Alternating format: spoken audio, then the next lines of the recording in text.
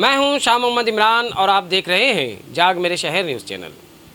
Malegaon traffic police عملہ کی جانب سے غیر ذمہ دار ٹو ویلر مالکان پر تعزیراتی کارروائی کی گئی اور ان سے جرمانہ وصول کیا گیا۔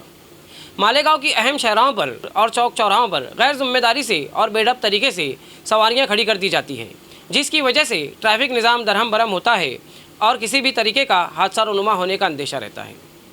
ایسے غیر ذمہ دار ٹو ویلر مالکان پر مالیگاؤں شہر ٹریفک پولیس کی جانب سے بڑے پیمانے پر جیمر لگا کر کارروائی شروع کی گئی ہے۔ یہ کارروائی تعزیراتی کارروائی ہے جس میں جرمانہ وصول کیا جاتا ہے۔ مالیگاؤں شہر کے ٹریفک برانچ کے پولیس انسپکٹر بشیر شیخ اور ان کے معاونین نے پہلے ہی دن 22 گاڑیوں سے جیمر لگا کے 4400 روپے وصول کیے۔ ہر گاڑی سے 200 روپے وصول کیا گیا، تب ہی گاڑی کو چھوڑا گیا۔